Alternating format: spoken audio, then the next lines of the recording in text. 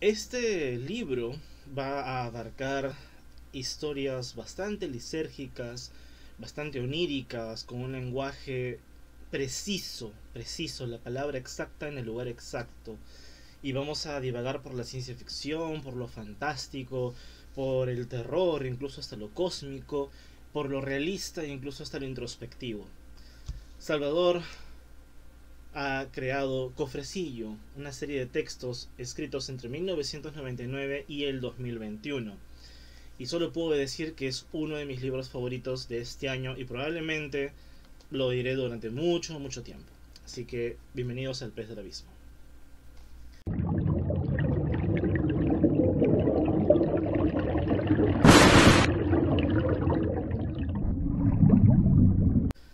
Bueno, este libro llega gracias a Casa Tomada. Muchísimas gracias por hacerme llegar el libro. Y desde el primer cuento, el autor no tiene piedad con el lector.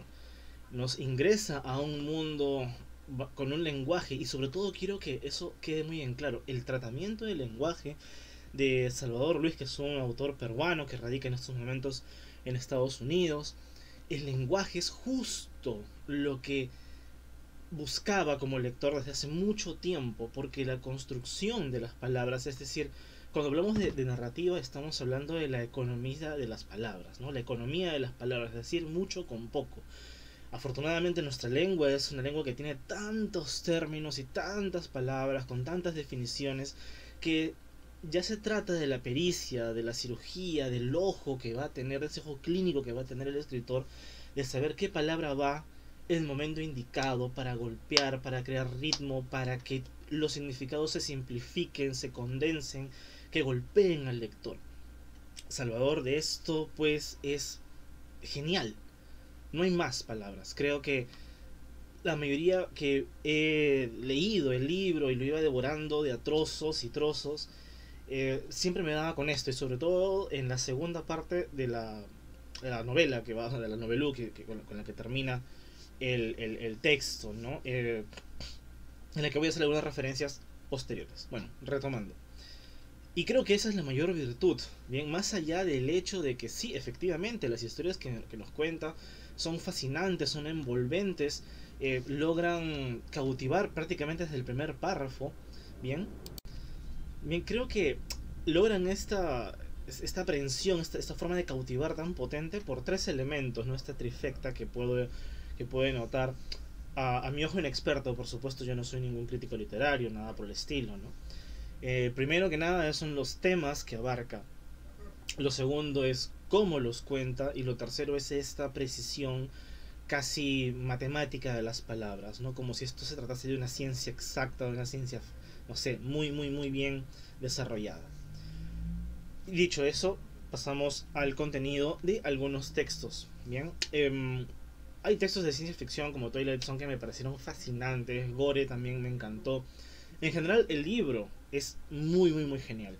Está dividido en tres partes, ¿no? Primeros textos variados, salpicados por ahí con temas de ciencia ficción, de realismo, temas fantásticos. Una segunda mitad, un intermedio si se quiere, en el cual hay una historia desgranada, bien que va a rondar, digamos que va a ir como una rémora, ¿no? Detrás de este gran tema que va a ser una fijación, una parafilia, si se quiere. Ya lo entenderán cuando lo lean, no quiero de verdad decir más porque creo que eh, es convertir un tema que aparentemente puede ser algo usual como una parafilia, un tema pues del común, ¿no? En algo fascinante por los enfoques que va, ¿no? Por los personajes que van acercándose, que se van prendando de esta bestia marina que va navegando en la narrativa, ¿no? Y la tercera parte es esta novela, ¿no? De ciencia ficción, esta pequeña novela de ciencia ficción dividida en dos partes y contada de dos maneras distintas también, ¿no? Porque la primera parte repite un poquito esto de los episodios salteados, y la segunda ya es una verborrea eh, que también tiene sus detalles.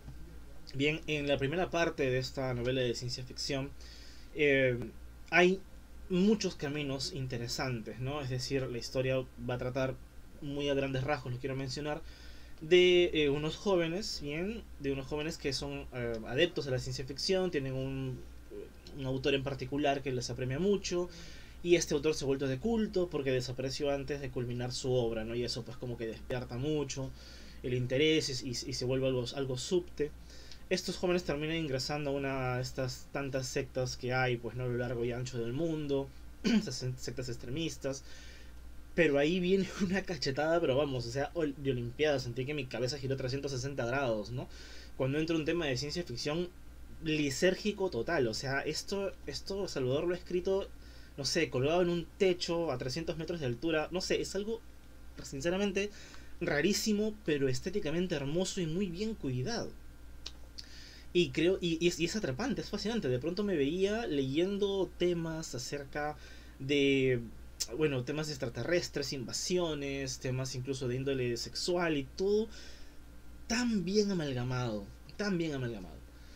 Y bueno, la cuestión es que son como tres historias, vamos a decir así, tres columnas que se van a interconectar como una especie de supernudo, ¿no? Como si fuese una especie de cuerda de marino, ¿no? Se van a entrelazar a lo largo de esta primera parte de la novela. Y la segunda parte, que creo que es mucho más fascinante, pues me hizo recordar específicamente a un texto. Y el texto de Arthur Machen, bueno, me disculpar la pronunciación, que habla del pueblo blanco. Es un cuento que se llama El pueblo blanco, pero es un cuento extenso, que dentro de este cuento hay uno más chiquito, que se llama El libro verde, que en realidad es como que un texto, ¿no? Es un libro dentro del cuento.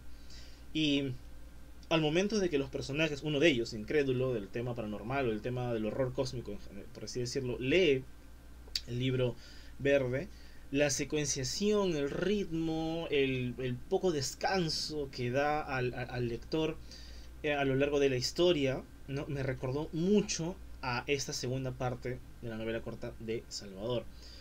Con una diferencia. Una diferencia. En el caso del libro verde es como un juego de dominó. Indetenible, los han visto, ¿no? De hecho que han visto estos juegos de dominó que golpean una pieza y no para con una exactitud milimétrica hasta que termina todo, ¿no? Pues así. Ese libro dentro del cuento de Arthur se siente así. En el caso de esta segunda parte de la novela corta de ciencia ficción de Salvador Luis, es lo mismo, es trepidante, es continuo, es sin descanso. Sentía que mi voz mental se cansaba muchísimo, pero continuaba lo vertiginoso, con la diferencia de que lo sentí más como un bordado. Y quiero explicar mi metáfora, ¿no? El cuento avanza 2, 3 pasos y retrocede uno, para luego retomar y continuar, ¿no? Entonces se siente como cuando vas cosiendo, ¿no? Vas avanzando y retrocedes, avanzando y retrocedes, avanzando. Entonces se siente así.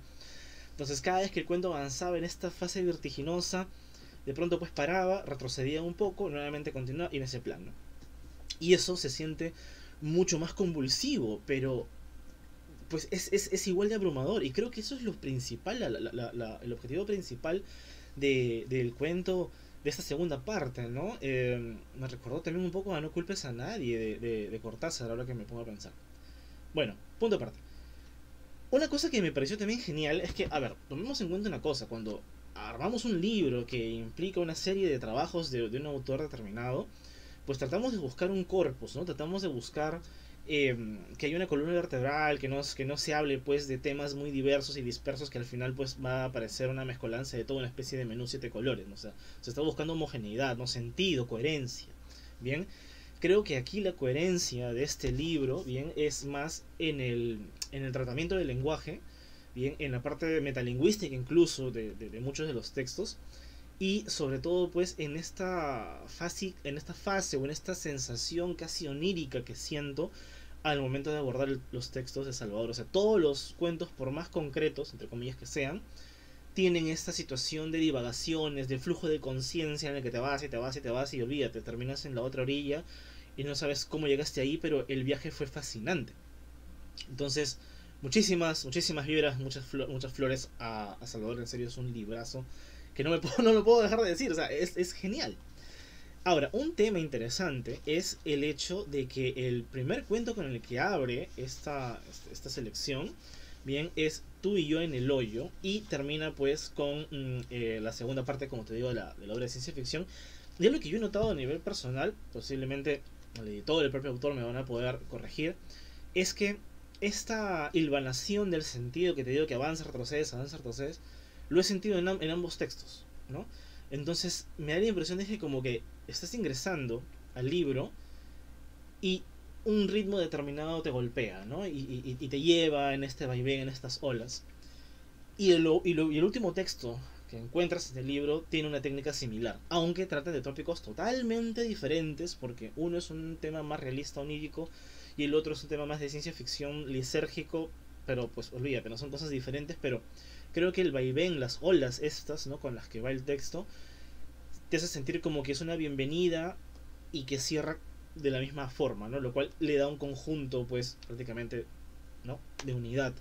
Y se siente muy bien, muy bien, muy bien. El libro me lo he leído unas 3 veces así para poder desgranar lo que más me gusta. El cuento del cyborg, que no les voy a decir que busca a su papá.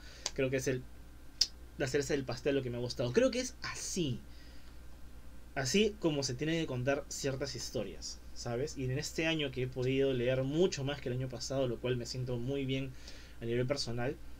Y todo lo que me ha llegado, bien, este es uno de los libros que definitivamente va a los pocos que conservo en mi librero, al cual me gustaría regresar cada tanto por este estilo, ¿no? Este estilo que realmente enajena mucho, que logra crear esta sensación de suspensión de la realidad que te mete muchísimo, ¿bien? Que te mete muchísimo.